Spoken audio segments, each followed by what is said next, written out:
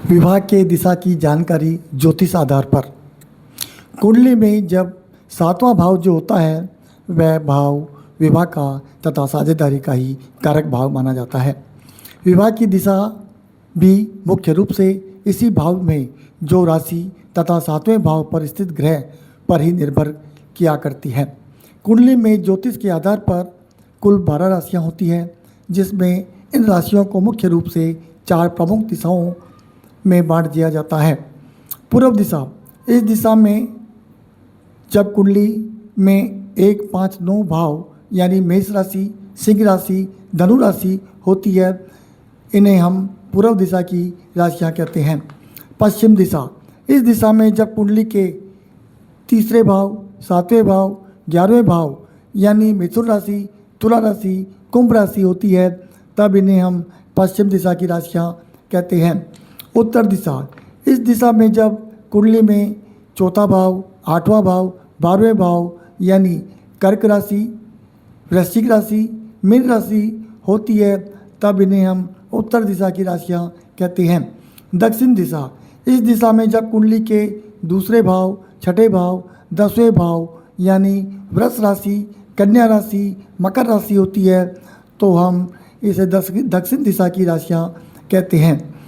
यानी हम इस प्रकार कह सकते हैं कि प्रत्येक ग्रह एक विशिष्ट दिशा का भी प्रतिनिधित्व करता है। यदि कुंडली के 7वें भाव पर कोई ग्रह बैठा है तो वह दिशा भी प्रबल हो जाती है। आगे हम बताना चाहते हैं कि सूर्य पूर्व दिशा, चंद्रमा वायव्य दिशा, मंगल दक्षिण दिशा, बुध उत्तर दिशा, गुरु ईशान दिशा, शुक्र आग्नेय दिशा, शनि पश्चिम दिशा, राहु नैऋत्य दिशा, केतु नैऋत्य दिशा की होती है। हमें कुंडली के 7वें भाव पर कौन सा अंक लिखा है यह भी जानना जरूरी है, ताकि 7वें भाव की राशि से उस राशि का स्वामी पता चल सके, तथा 7वें भाव पर कौन सा ग्रह बैठा है तथा 7वें भाव का स्वामी, जिसे हम सप्तमेश के नाम से भी जानते हैं, वह किस दिशा में बैठा है। इसके अलावा हमें कुंडली से पुरुष के लिए शुक्र ग्रह तथा स्त्रियों के लिए गुरु की दिशा की भी जानकारी या महत्वपूर्ण ध्यान रखना चाहिए।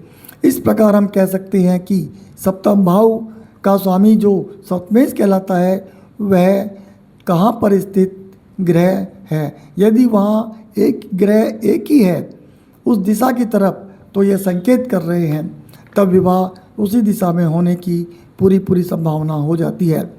इसको हम एक उदाहरण द्वारा भी हम समझ सकते हैं कि यदि 7वें भाव पर 10 अंक लिखा है यानी मकर राशि है, यानी 7वें भाव की मकर राशि होने से यदि वहाँ पर बुध ग्रह बैठा है तो विवाह की दिशा उत्तर होने की पूरी संभावना हो जाती है। यह केवल ज्योतिष के आधार पर ही बताया गया है। यदि सही तथा सटीक जानकारी हमें प्राप्त करनी होती है तो हमें कुंडली का पूरी तरह से विश्लेषण करना जरूरी होगा। यह केवल सिर्फ एक मार्गदर्शक है। यदि यह वीडियो आपको अच्छा लगा है, आप इस वीडियो को देखने में सहमत हैं, अच्छा लगा, चैनल में पहली बार आए हैं, तो आप सब्सक्राइब अवश्य कीजिए तथा लाइक कमेंट शेयर अवश्य कीजिए। आगे भी इस प्रकार के वीडियो आते रहेंगे। आप देखते रहिए, सुनते रहिए।